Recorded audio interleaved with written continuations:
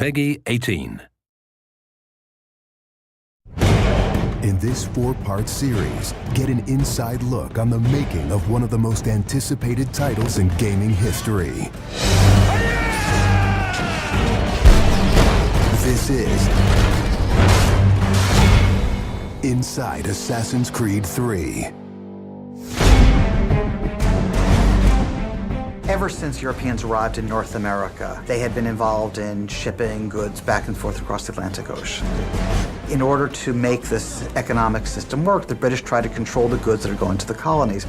And it was this goods coming back and forth which made a few places on eastern North America important. Whether it's the Boston Tea Party or the Boston Massacre. Fire! We have these big historical events that we can situate our game around. All of these events that people have a rough understanding of, but they've really never experienced.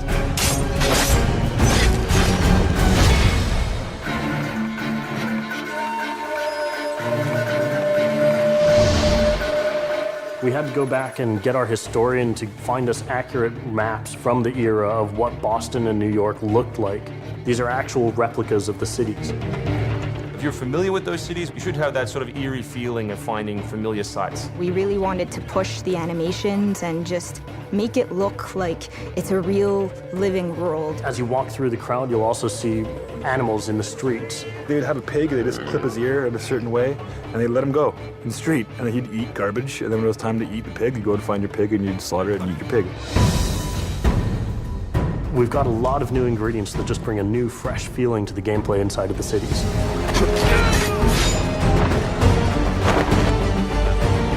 We have these great new stalking zones that you're going to find throughout the cities. It's a great way for you to remain hidden from your enemies and actually be able to sneak up to them so that you could assassinate.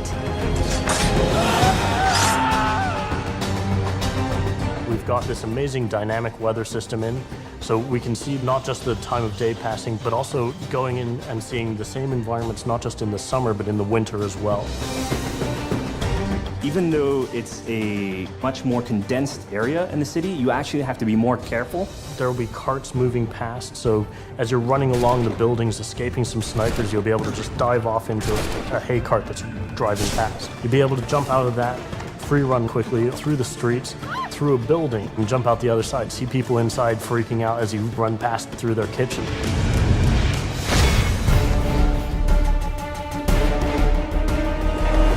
Living on the frontier was extremely difficult. Not only did you have harsh winters, cold, freezing temperatures, in the summer you had heat, humidity, so it was a gamble every year that you were out on the frontier whether you're going to make it or not. For AC3, the biggest difference is just having access to the frontier. So this huge wilderness area that you can sort of explore at your own pace. It's a forest, the navigation in very new environment and a very organic environment as well. In the frontier, you'll be able to navigate through deep snow, but also snow does impact your gameplay. It will slow down you as well as your enemies. Once we decided that we were going to build the frontier, we realized obviously we need to populate that area. So animals became a very big deal. We have over 24 different species of animals in the game. There's an entire hunting loop that you can engage in. Whenever you're building elements such as animals, you're halfway trying to be real and halfway trying to fulfill that fantasy of what people expect. One of the great new features we have in the frontier is the new tree running. Connor being really fluid and being able to navigate through the trees. The frontier is really our new playground.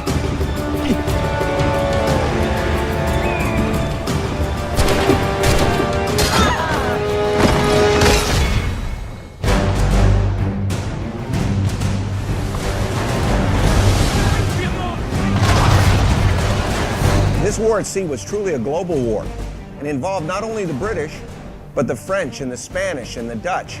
Naval engagement of that period was all about closing the distance. Boarding is the end game. You've got to be able to close with the enemy, get alongside, then get on board to steal his ship. You want to take that ship intact if you can, because that's where you get your prize. The prize is whatever is on that ship that you want. Naval warfare was absolutely decisive to success in the American Revolution. Commerce comes by sea, at the same time invaders come by sea. You control the sea and you control the conflict. It's a huge part of the historical period. The Revolution is won pretty much at Yorktown by a blockade of ships. You know, we can't ignore this part of the history. This is critical. This is something that we have to do. We started a whole team up just to specifically focus on the naval experience. Naval combat has been a huge challenge. The technology of the wind, the water simulation has been a massive undertaking for the team. Initially, we didn't even think it was feasible because it's a big moving structure. It's a full simulation on the high seas where Connor is controlling a ship, he's controlling a crew as well, so he's kind of the master and commander on the ship. Very exciting. I mean, you are on a moving vessel that is very much part of the sea itself. This is something that we wanted to engage in and build for the game. That was a huge challenge that we set ourselves and actually turned out pretty good.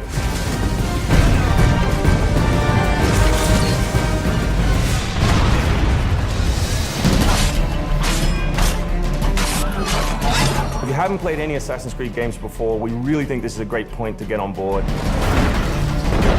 It is a new story, it is a new character.